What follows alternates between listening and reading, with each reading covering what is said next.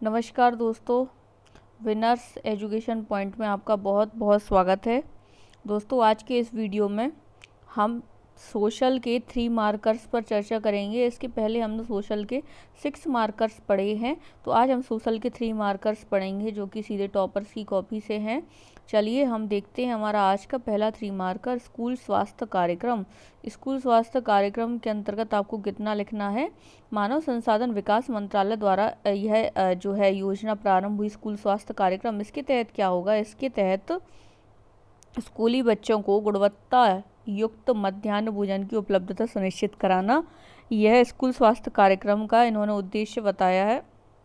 सबसे पहले अगर आपको इसमें 3 में से 3 नंबर चाहिए तो आपको इसमें यह लिखना पड़ेगा कि यह कार्यक्रम कब से प्रारंभ किया गया और इस योजना में लाभार्थी कौन रहेंगे, कौन सी क्लास से कौन सी क्लास के विद्यार्थी रहेंगे, और कुछ विशेष बात हो तो आप वो भी इंक्लूड कर सकते हैं।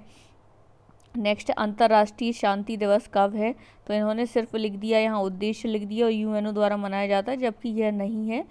इसमें क्या है, अंतर्राष्ट्रीय शांति दिवस सबसे पहले तो डेट आपको बतानी है, डेट कब है और यह कब से मनाना प्रारंभ हुआ और इसका उद्देश्य क्या है। इस दिन कोई विशेष घटना हुई हो तो आपको इसमें वो भी इंक्लूड करना पड़ेगा। तो अंतर्राष्ट्रीय शांति दिवस में आपको लिखना है।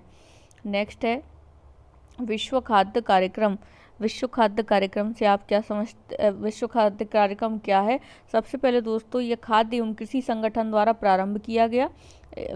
विश्व खाद्य कार्यक्रम विश्व के समस्त देशों में खाद्यान्न आपूर्ति सुनिश्चित करने के लक्ष्य के तहत यह कार्यक्रम आरंभ किया गया। इसके तहत पोषण युक्त खाद्यान्न की उपलब्धता भी सुनिश्चित कराई जाएगी। तो यह है, और यह कार्यक्रम कब से प्रारंभ किया गया? 1961 से विश्व खाद्य कार्यक्रम। नेक्स्ट है ब्रिक्स। ब्रिक्स में दोस्तों इन्होंने क्या लिखा है? ब्रिक्स में इन्होंने स्थापना और ये गलत लिख दी है। तो इन सबसे पहले दोस्तों इसकी स्थापना कब हुई और इसका हेडक्वार्टर कहाँ है, इसके सदस्य देश कितने हैं? दोस्तों इसके सदस्य देश में इन्होंने लिखा है जो है भारत, ब्राज़ील, रूस, चीन, दक्षिण अफ्रीका। आप इसका लेटेस्ट स्टेटस चेक कर लीजिए दोस्तों कि रशिया को शायद बाहर कर दिया था, तो फिर इसका फुल फॉर्म जो था ब्रिक बचा था। लेकिन आप एक बार और क्लियर कर लीजिए कि ब्रिक्स में जो है वह कौन कौन से देश शामिल हैं। अगर ये 5 देश शामिल हैं तो आपको इनका 5 का नाम लिखना है और उद्देश्य लिखना है। फर्स्ट समिट कब हुआ इसका उल्लेख जरूर करना है, इसका हेडक्वार्टर कहाँ है इसका उल्लेख करना है, तभी आपको 3 में से 3 नंबर मिलेंगे। फिर है राष्ट्रीय एड्स नियंत्रण कार्यक्रम। राष्ट्रीय एड्स नियंत्रण कार्यक्रम कब से प्रारंभ हुआ? यह प्रारंभ हुआ 1992 से। और इसका दोस्तों उद्देश्य क्या है? इसका उद्देश्य है एचआईवी के संक्रमण को फैलने से रोकना, एड्स के मरीजों की संख्या में कमी करना। राष्ट्रीय एड्स नियंत्रण कार्यक्रमों के यह उद्देश्य है कि एचआईवी संक्रमण को फैलने से रोकना और एड्स के मरीजों की संख्या में कमी करना। और इसमें आप मंत्रालय भी लिख सकते हैं, कौन से मंत्रालय की मदद से यह कार्यक्रम जो है संचालित किया जा रहा है। नेक्स्ट है दोस्तों प्रधानमंत्री सुपोषण योजना। प्रधानमंत्री सुपोषण योजना क्या है? प्रधानमंत्री सुपोषण योजना कब से प्रारंभ हुई और कहाँ से स्टार्ट हुई, इसके उद्देश्य क्या है? तो दोस्तों यह जो है 2 अक्टूबर 2019 को प्रारंभ हुई छत्तीसगढ़ सरकार द्वारा। इसका मुख्य उद्देश्य क्या है? कुपोषण को दूर करना। इसके अंतर्गत सर्जना से कुपोषण को भी लागू किया गया है। मुझे मालूम नहीं है दोस्तों इसका क्या अर्थ है, लेकिन आपको अगर कोई भी योजना आती है तो उसमें आपको सिर्फ और सिर्फ टू दी पॉइंट बात करनी चाहिए कि यह योजना कब से प्रारंभ हुई, केंद्र सरकार की योजना है या राज्य सरकार की योजना है, और अगर यह योजना प्रारंभ की गई है तो इस योजना के उद्देश्य क्या है, इसके लाभार्थी कौन है, और अन्य कोई विशेष बात हो तो आपको उसका उल्लेख करना है। नेक्स्ट है मध्य प्रदेश में आईएमआर आपको लिखनी है। तो मध्य प्रदेश में आईएमआर इन्होंने 119 लिखी है जो कि गलत है। मध्य प्रदेश में आईएमआर जो है अभी लेटेस्ट जो है 48 है।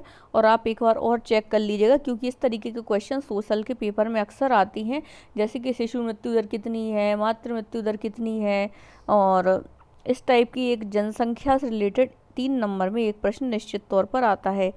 नेक्स्ट है भारत है बंधुआ मजदूरी। भारत बंधुआ मजदूरी से क्या तात्पर्य है? बंधुआ मजदूरी की सबसे पहले परिभाषा लिख देनी है और बंधुआ मजदूरी एक्ट का इन्होंने उल्लेख किया है। और बंधुआ मजदूरी के इन्होंने परिभाषा के साथ साथ आप कुछ आंकड़े भी लिख सकते हैं शॉर्ट में, जैसे कि आज दिनांक में भारत में बंधुआ मजदूर इतने हैं, या फिर इन क्षेत्र में कुछ क्षेत्र विशेष के नाम भी लिख सकते हैं और इनको दूर करने की कुछ योजना भी लिख सकते हैं। तो बंधुआ मजदूर ऐसे मजदूर जो कर्ज के भार में दबे रहते हैं तथा पीढ़ी दर पीढ़ी मजदूरी का कार्य करते हैं, बंधुआ मजदूर कहलाते हैं। इनमें आप आंकड़े निश्चित तौर पर डालें तो आपको बहुत अच्छे मार्क्स मिलेंगे। नेक्स्ट है आयुष्मान भारत योजना। आयुष्मान भारत योजना दोस्तों प्रारंभ कब हुआ? प्रारंभ हुई 25 सितंबर 2018 रांची में और विश्व की सबसे बड़ी स्वास्थ्य बीमा योजना है। प्रति परिवार 5 लाख तक का स्वास्थ्य बीमा कवर मिलेगा इसके तहत और जनवरी 2021 तक 1 करोड़ से अधिक इसमें लाभार्थी हो जाएंगे। तो इसमें इनको 3 में से 3 नंबर मिलेंगे। आपको भी सीधे सीधे टू दी पॉइंट आंसर्स लिखने हैं। फिर है प्राक्कलन समिति। प्राक्कलन समिति से आप क्या समझते हैं? प्राक्कलन समिति दोस्तों संसद की प्रमुख वित्तीय समिति है। संसद की प्रमुख वित्तीय समिति है। इसका गठन 1950 में हुआ था और इसके सदस्य हैं 30, जो कि केवल लोकसभा के मेंबर्स ही इसमें इंक्लूड रहते हैं। और इस समिति का कार्य क्या है? संसदीय वित्त के व्यय पर निगरानी। इसका उपनाम क्या है? इसका उपनाम है लोक लेखा समिति की जुड़वा बहन। लोक लेखा समिति की जुड़वा बहन का नाम क्या है? प्राक्कलन समिति। तो दोस्तों ये हमने इसमें 6 3 मार्कर्स पढ़े हैं। हम आगे चलते हैं। दोस्तों अगर चैनल पर नए हो तो चैनल को लाइक शेयर और सब्सक्राइब जरूर कर दीजिए। साथ ही चैनल की लिंक को अधिक से अधिक लोगों तक शेयर कीजिए ताकि जो अभ्यर्थी नए हैं जिनको अभी मालूम नहीं है वो भी इसके बारे में जाने कि किस प्रकार से पैटर्न बदल रहा है और कैसे मार्क्स मिलने हैं। नेक्स्ट है एशियन विकास बैंक से आप क्या समझते हैं? एशियन विकास बैंक का गठन 1966 में हुआ था और इसका हेडक्वार्टर कहाँ है? इसका हेडक्वार्टर है मनीला में। मनीला में इसका हेडक्वार्टर है। 1966 में इसका गठन हुआ। इसका उद्देश्य क्या है? इसका उद्देश्य है हिंद प्रशांत क्षेत्रों में आर्थिक गतिविधियों का क्रियान्वयन करना। और इसमें विशेष क्या है? मध्य प्रदेश को हाल ही में, इसमें इनको ये भी लिखना चाहिए था, हाल ही में सड़क निर्माण हेतु अर्थात 2020 में सड़क निर्माण हेतु 230 या 330 के ये इतने मिलियन का जो है इन्होंने ऋण भी दिया है एशियन विकास बैंक। तो ये आपको ऐसे अगर आप उत्तर लिखेंगे तो आपको अच्छे मार्क्स मिलेंगे। नेक्स्ट है बेटी बचाओ बेटी पढ़ाओ। बेटी बचाओ बेटी पढ़ाओ योजना का प्रारंभ कब हुआ? यह प्रारंभ हुआ दोस्तों जनवरी 2015 में। पानीपत हरियाणा से प्रारंभ हुआ था। इसका उद्देश्य क्या है? इसमें आप दोस्तों मंत्रालय भी लिख सकते हैं क्योंकि इसमें 3 मंत्रालय इंक्लूड हैं, तो आप मंत्रालय लिख सकते हैं। इसका उद्देश्य उन्होंने नॉर्मली लिख दिया है बालिका भ्रूण हत्या रोकना, लिंगानुपात में कमी। इसके कुछ आप विशिष्ट प्रावधान लिख सकते हैं कि इसमें कौन कौन सी चीज़ों को इंक्लूड किया है, जैसे गुड्डे गुड्डी बोर्ड बनाए जाएंगे और जो है गुड्डी गुड्डी बोर्ड बनाए जाएंगे और जो है मंथ में बालिकाओं का बर्थडे भी सेलिब्रेट किया जाएगा। जिस पंचायत ने सबसे अच्छा काम किया होगा, जिस गांव का लिंगानुपात में वृद्धि होगी, उस पंचायत को या उस गांव को इनाम भी मिला जाएगा। तो इस प्रकार से आप कुछ कुछ चीज़ें अतिरिक्त भी तैयार करके चलिए। नेक्स्ट है आईआईटी। आईआईटी क्या है दोस्तों? आईआईटी पहले आप इसका इंग्लिश में फुल फॉर्म लिखा करिए। यह है भारतीय तकनीकी संस्थान। इसके अंतर्गत तकनीकी संबंधी पाठ्यक्रम जैसे बीटेक, पीएचडी आदि का संचालन किया जाता है और भारत में वर्तमान में 23 आईआईटीज़ हैं। 23 आईआईटीज़ हैं। इनकी स्थापना 1951 से प्रारंभ हुई और इसको दोस्तों कुछ इनको आईआईटीज़ के नाम भी लिखने चाहिए, तभी ज़्यादा अच्छे नंबर मिलेंगे। उदाहरण सहित आप अपनी आंसर्स को अच्छा कर सकते हैं, जैसे IIT Kharagpur, IIT Delhi, IIT Roorkee, ऐसे आप उदाहरण जरूर दीजिए। नेक्स्ट है संचारी रोग। संचारी रोग से आप क्या समझते हैं? संचारी रोग हैं दोस्तों ऐसे रोग जो एक व्यक्ति से दूसरे व्यक्ति में फैलते हैं, संचारी रोग कहलाते हैं, जैसे कोविड-19, पोलियो, चेचक। यह संक्रामक रोग है और इनके उन्मूलन के लिए भी प्रयास किए गए हैं।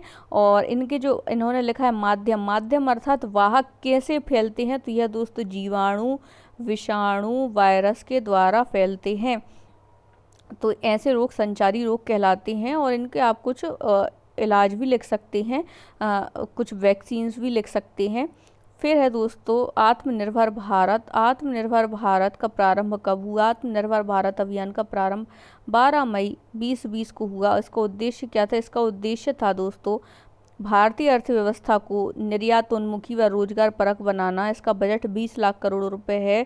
दोस्तों प्रधानमंत्री मोदी जी का महत्वाकांक्षी कार्यक्रम है और खासकर कोविड-19 के अवसर के पश्चात इसको जो है इस अभियान का प्रारंभ किया गया है और इसके प्रमुख 5 स्तंभ है, इसमें उनको भी इंक्लूड करना है तो आपको नो डाउट बहुत अच्छे नंबर मिलेंगे। 3 नंबर में आपको अपना सर्वश्रेष्ठ प्रदर्शन करना है और साथ ही साथ 15 नंबर में भी काफ़ी स्पेस है तो आप उसको भी बहुत अच्छे से कर सकते हैं। दोस्तों इस वीडियो की फ्री PDF आपको निःशुल्क टेलीग्राम चैनल पर मिल जाएगी। निःशुल्क टेलीग्राम चैनल हमारा विनर्स एजुकेशन पॉइंट के नाम से ही है। इसके अलावा आपको डिस्क्रिप्शन बॉक्स में भी लिंक मिल जाएगी, डिस्क्रिप्शन बॉक्स में आप देख लीजिए अन्य जो भी आपको समस्त जानकारी चाहिए हो। तो चलिए दोस्तों आज के इस वीडियो में इतना ही और इसी प्रकार के अन्य वीडियो भी हम आपके लिए बहुत ही जल्द उपलब्ध कराएंगे।